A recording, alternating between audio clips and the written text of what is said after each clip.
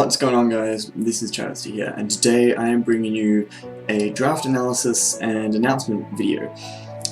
So basically, the No Pause Tourneys crew, so Laced MC, Polymac, etc., links to that channel will be in the description, by the way, have decided to open up a draft-based league like the PPL called the Goldenrod Combat League, and they invited me to be a part of it. Given it's been organised to be in the off-season of PPL, I said, yeah, sure, why not? I have the time. I want to get some more practice at league format under my belt because PPL D1 is going to be so freaking difficult. Wait, I don't think you're supposed to know I'm in D1 yet. Whatever. Anyway, so yeah, basically there's going to be a couple of divisions. You play everyone in your division twice, and then you play one person from the other division. There's going to be playoffs, yada yada yada, so it's much more of an American style league as opposed to the PPL, which is like a British style league. The rules for drafting were you have to draft 10 Pokemon, and they have individual pricing, and you have 75 Poké Dollars to spend. Most OU mons are based around 10, with, you know, if they're a little bit better, they're 11. Things like Victini are up to 13. And then most UU mons are 8. RU mons are 6, NU mons are 4, anything below that is 2, obviously with slight changes depending on how good things are in the format. So something like Hariyama, I believe, was 7, maybe 5, and it's normally, you know, it's an NU mon which would be 4 and that kind of thing. So they did put quite a lot of effort into pricing all of those things. They then had megas based around 15 mil, which I thought was exorbitant. Basically, to get any mega, you're spending the cost of 2 entire other mons, which, to be fair, you are doing with like an OU mon. Say you spend 10 mils, you get 2 5 mil mons instead, but spending 18 mil on a mon means you can get 2, you know, UU to OU mons that are really good in the format, for example, or, you know, 1 OU mon, 1 UU mon for the price of a mega, which they're not that broken, but that's how they priced it, so that's how I drafted. So luckily for us, we actually had the first overall draft pick. So my plan was basically, I had a couple mons I didn't know if I wanted. I was thinking about Manaphy, Jirachi, Victini, potentially Latias. There are a lot of things that I went through for the first overall pick. I decided I didn't want to get a mega because all the good megas are super expensive, and all the cheap megas are still more expensive than something that can do their job better. So like Mega Scizor, for example, is way more expensive than normal Scizor, and it's not that much better in my opinion. Similar to my last PPL draft, I wanted to get a bulky offensive team. That's how I like to play. How I like to plan is to have switch into things as well as being able to hit things back. I wanted a lot of strong priority because that's something I struggled with my last draft. Kind of what I wanted to do was take what I'd done well with PPL, so have setup mons, have good hazard control, have multiple stealth rockers, but have better type synergy, better reliable recovery, better bulk on mons, that kind of thing. So I was looking to try and take everything I'd done well in my previous draft and keep that, and take all the weaknesses and fix them, basically, which is what you should try and do, obviously. I also decided, so instead of going with what I did with PPL D2 is I want these 11 mons. They fit perfectly into 100 mil. They have everything I need. It's going to be perfect, except in the first round, 3 of the mons in that plan got sniped. So I decided instead to go with this one. I go, look, I can have my first overall pick, that's guaranteed, but I'm going to have ideas for cores in mind, because I also have a wheel pick on the way back. It's another snake draft type format. So ideas for cores and that kind of thing, and wanted to take a more go with the flow approach. So by that I mean, when I get to round 2, look at what's been taken in rounds 1 and 2 and go, what is the best thing that's left that fits my team? And basically keep doing that throughout the draft. And also try and do things so, like, if a lot of fire types have gone, go, I need to get my good fire type now and pick it that way, and that kind of thing, because those are the techniques that a lot of people that have the better drafts actually, that's what they do generally, from what I could see in the PPL. So I talked a lot about the first overall pick, and what I actually decided to go with was the Fable. Reason being, even though, you know, Victini is the best wall breaker in the game, Manaphy is potentially the best sweeper in the game, I decided that I really wanted a good fairy, and I didn't want to pass up the opportunity of getting one in the first round, because chances are a lot of them would go. I possibly could have waited and still could have gotten Sylveon, but I'm not 100% sure, so I might have been able to get a Manaphy Sylveon thing going, but I didn't 100% know what I could get. I decided I wanted to get Clefable. It gives me Stealth Rock straight away. It gives me 2 of the best abilities in draft format straight away. It also gets Q-Charm. I think they're not going to run Q-Charm because fuck that. Possibly also gets Friend Guard, I'm not sure. It has only 2 weaknesses, which are quite easy to cover. Like, a Steel type covers both of those weaknesses perfectly already. A couple of useful resistances, like to Fighting and Dark, and immunity to Dragon, which is huge. It also is a potential setup sweeper in either Cosmic Power or Calm Mind. It's incredibly bulky. Like, its stats don't look that bulky, but it's one of those where you can invest to live the hits you need to live, and that's what I love doing. That's what you notice that about this Mega Sableye is go, I need it to beat this specific set of mons, and with this spread, you know, 126 EVs in defense and the rest in special defense and max HP, that kind of thing, I can get it to take any 2 hits from anything on their team, and I can do that with Clefable. Magic Guard means I don't have to worry about the status, don't have to worry about hazards in terms of wearing that down, and Unaware means I can stop myself from being swept if worse comes to worst. So I decided, yeah, I want to go with Clefable instead of Victini or Manaphy, but towards the end of the first round I was thinking I might actually be able to get Victini as well, but Colton took it. I think it ended up being like the 20th overall pick or something like that in a draft of 12, which is ridiculous. I decided I wasn't going to get it first, but if it got to me in the second round I would have taken it. Same with Manaphy, but both of them got drafted because people aren't that stupid. But some of the things that were left over, one of the main things I wanted to complement this, I wanted to get my Dragon Fairy Steel Core early, because I have a wheel pick, I could get it. So I was looking at what was available. It wasn't committed to getting a Dragon or Steel type, but it was what are the good things that are available, and happened to be a really good Dragon and a really good Steel type that I wanted were both available, and I was like, fuck it, I'm gonna get them. So the Dragon type I ended up getting was Hydreigon. It is one of the best nukes in League format. It gets exceptional coverage for what it needs, both on the physical and the special side. It has a good couple of resistances that help out Clefable. Actually, not really helping out Clefable, but it helps the Steel type that I drafted. It has a 4 times weakness to Fairy, but its other weaknesses are complemented fairly well by the Dragon Fairy Steel Core. And you know when Fairy coverage is coming. People can't run a random HP Fairy on a wall to stop you from sweeping them, but you know what things get Dazzling Gleam or Play Rough if you do your research, which I do. It also is very, very bulky and gives me a switch into a lot of things that normally I would never switch into, something like Entei, for example. The main time physically defensive Hydreigon has been used has been for Entei, but I can also use it especially defensive, or, you know, gives me that option. Also, Levitator is extremely useful to get a ground immunity straight away. It gives me something that deals with Quake Edge really well straight away, so I don't particularly have to worry about that now, which I did for my first draft, obviously. Then the Steel type, I decided, it also gives me a good speed tier in 98. I would prefer if it was like 101, but you know, what can you do? The Steel type I ended up getting was Scizor. Now, the most notable thing people know is about Scizor in League format is it has a 4 times weakness to fire. I also have its abilities as Magic Guard or Unaware, because I forgot to change them from Clefable. Obviously, I'm going to be running Technician pretty much every week, like absolutely every week, because it makes Scizor what it's one of the reasons Scizor is so good. It has a phenomenal attack stat. It's an absolute wall breaker. I can run Banded and just run through teams with Banded Bullet Punch. It also has one of the strongest U-turns in the game, so I'm starting to build up a bit of a Volt Turn call between this thing and Hydreigon. It also has an incredibly bulky typing, which complements the rest of the core extremely well, because it resists Dragon, Fairy, Ice, and Bug, which Hydreigon is weak to all of those. Clefable also resists Fighting, which is Hydreigon's other weakness. This thing is only weak to Fire, which Hydreigon resists. This thing is immune to Poison and resists Steel, which are Clefable's only weaknesses, etc, etc. So basically, between all of them, they complement each other really, really, really well. This also gives me my first bit of priority, also gives me my first bit of hazard removal, which are both really, really important in League format. So at this point, I have Stealth Rocker, hazard removal, nukes on both the physical and the special side, ways to stop myself getting swept. I'm actually really, really happy with how the draft is going thus far.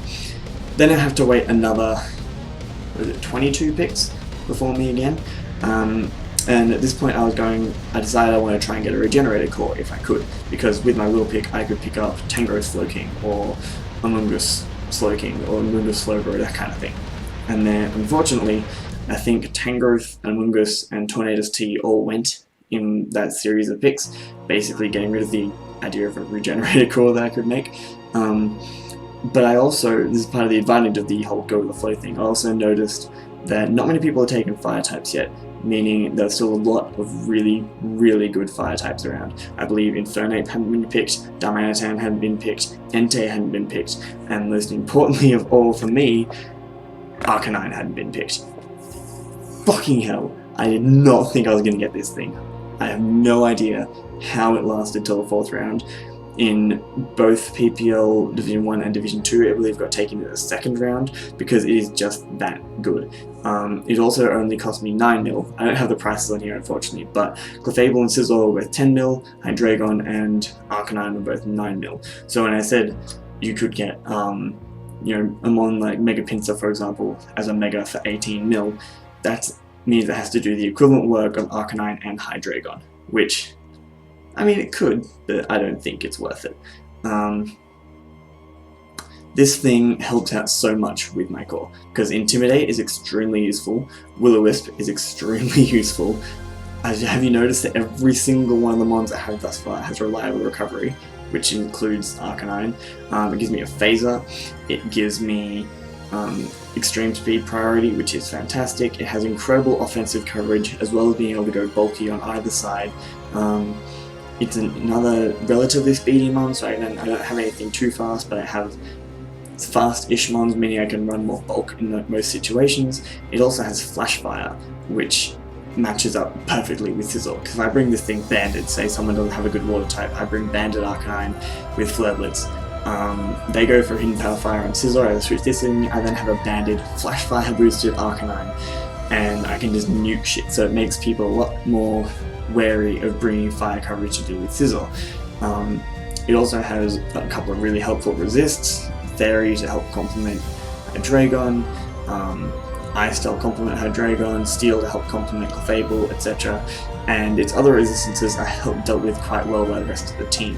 Rock currently hits everything neutrally on this thing super effectively, which isn't great, but I deal with that later in the draft. So really happy I got Hydreigon and Arcanine and Scizor. Basically, I don't know why I said Hydreigon there, I meant Arcanine.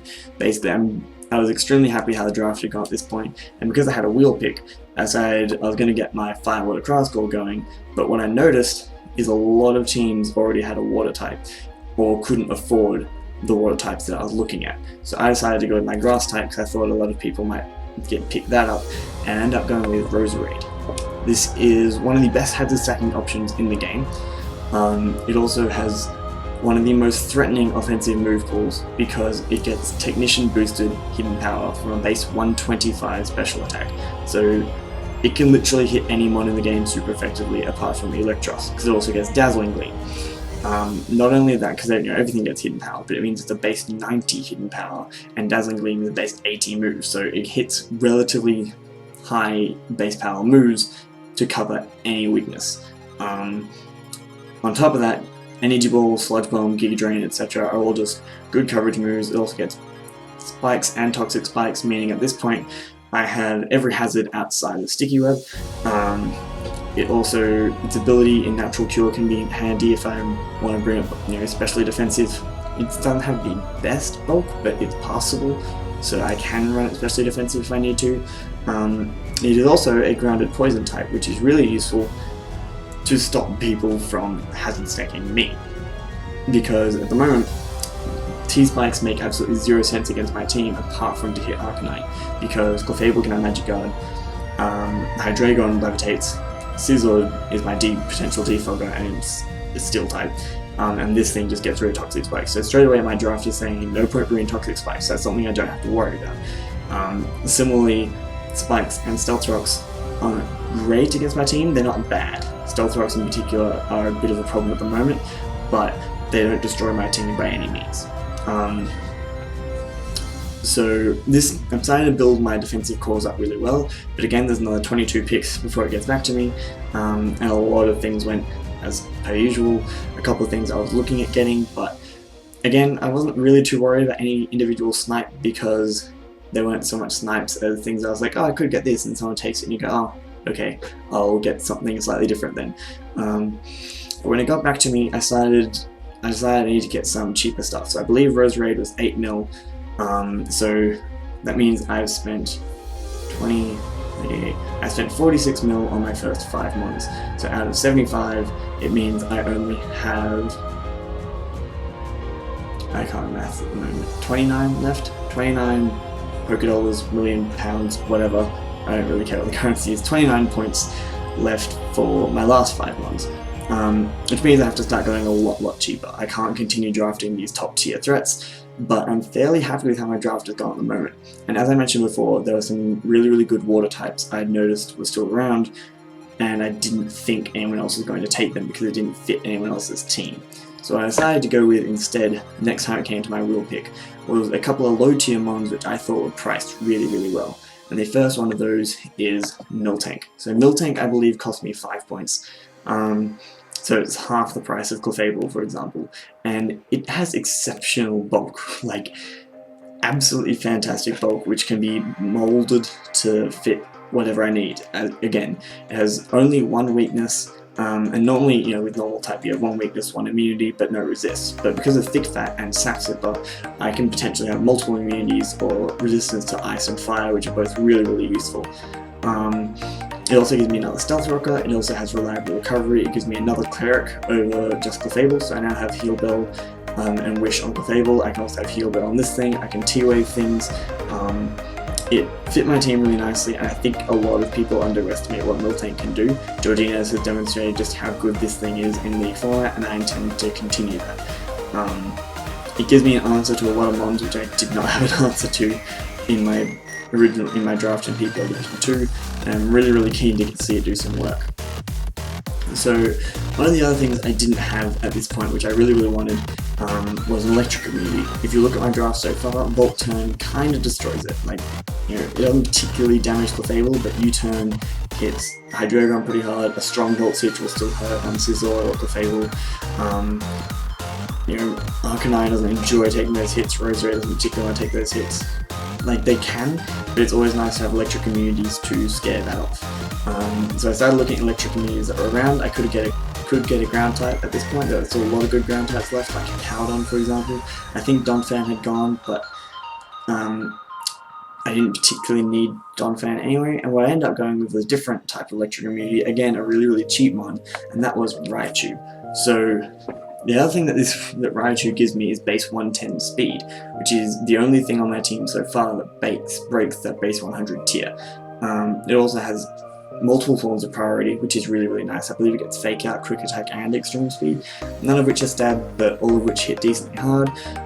It gets really good coverage on both sides again, mostly on the special side, but it can also run physical if I really need it to.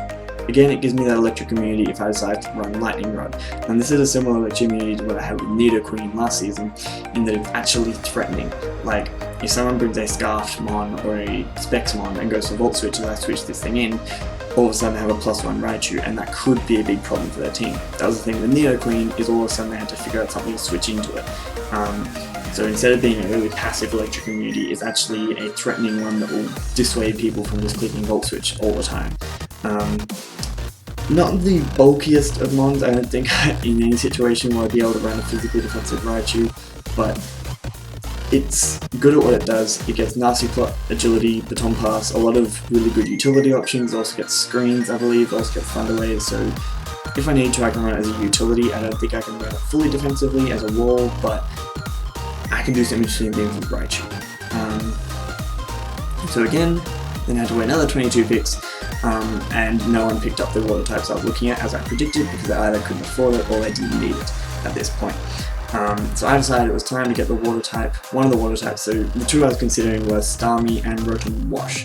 Once I decided to go with Raichu, over a couple other things I was looking at, I decided I really needed a Rapid Spinner. I wanted another form of hazard removal, and given the hazard stacking potential my team had, I decided to go with Starmie. So not the bulkiest of water types, it does lack a lot in that HP stat, but you know, decent defenses on both sides. The psychic typing does limit its bulk a little bit, adds a couple of resistances, mainly to fighting and psychic, which are nice, but other than that, I would have preferred a pure water type or something like Road and Wash, but I really needed a rapid spinner. This also gives me another really fast mon with base 115 speed. It also gives me another natural cure mon to absorb status, even though I already have a couple of clerics. So at this point, hazards aren't great against my team, status isn't great against my team, so I'm really happy about that. It also has some really interesting utility moves, so things like skill swap, reflect type. It gets recover, so I'm pretty sure at this point the only mon on this team which doesn't get reliable recovery is Raichu. So that's pretty nice, and people will actually underestimate Starmie's bulk. If you run it, you know, fully physically defensive or max HP, it can actually take a lot more hits than people expect, particularly because it has that fast recover and it can force things out. So even with no investment, I can outspeed some things, and a Hydro Pump will hit really hard. So then they're forced out, I can recover back up and take the hit again, and so on. I have immunities to Dragon again because I didn't update. I did these GFX really quickly because I want to get this video out there, so you can deal with it. So yeah, at this point I now have 2 forms of hazard removal. That's about as much as you can expect to get, but given I was running Hazard Sack, I was looking at mons that either get Defiant or a Ghost type, so I can spin block, because that then discourages teams from getting rid of my hazards, so I can pretty much Hazard Sack any team I want and nuke them, force switches with Volt Turning, that kind of thing. I'm really liking how this team is coming together. So what I decided to go with was a spin blocker, and I wanted a bulky spin blocker because I could get something like this Magius, but it can't switch into a knockoff. I wanted something that could potentially switch into a super effective hit for a weak mon that was going for rapid spin, so I say like Tentacruel, goes for knockoff on something, I can switch that in, it'll be fine. And the mon I ended up going with was Golurk. Golurk, I think, is extremely underrated in the format. I think Shardy had it and didn't do much with it in PPL, like I'm not sure if he even brought it to a game, but I really think that Golurk can do work in the format with, you know, Rock Polish set and Bulk Up. I think it gets AV with Drain Punch. It has 3 really useful abilities, not Unaware because I forgot to change it again. It should be Iron Fist instead of Unaware. But No Guard and Klutz can also be useful abilities because it gets No Guard Dynamic Punch, No Guard Stone Edge. It gets all the elemental punches, so it gets really good coverage. As I said, it's a spin blocker, it's another electric immunity, it's also a fighting immunity which complements Miltank really nicely.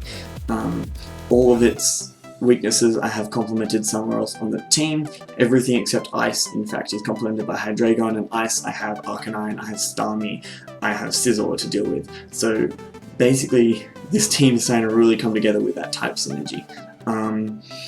It's got a really nice attack stat of 124, which means an adamant stab EQ is going to hurt things if I slap a choice band on there. And that's basically why I got Golurk. I really think it can do work. It was only 4 points, which means I now have 6 left over. So I can get some pretty good things. So this next round is pretty much the only one where I actually got sniped. I was looking at getting Sneasel primarily because stab ice coverage is really good in the format, and it was only 5 points. I have a little bit left over so I could change things up if I wanted, but it got taken unfortunately in the last round, so I ended up going with instead. This is probably the only pick I'm not certain of and I might change. There are some other things sitting around which I decided I might want instead, but what I ended up going with was Magneton. Now a lot of people ask me, why did you get Magneton when you already had Raichu? And they do fill quite different roles. Although this thing is the only thing that doubles up with a typing on my team, Steel with Scizor and Electric with Raichu, it fills a different role to both of those. So it's a special attacker obviously, where Scizor is a physical attacker, and it's a lot bulkier than Raichu is, even with a low HP stat, mostly because of Violet.